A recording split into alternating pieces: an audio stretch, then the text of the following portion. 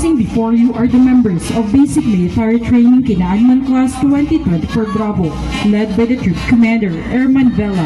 The members of this staff are Airman Nafuleda, Airman Laksamana, Airwoman Akuriba, and Airman De Mesa, the Troop Adjutant. The Fernando Air Base Band under the baton of Staff Sergeant Vizcara.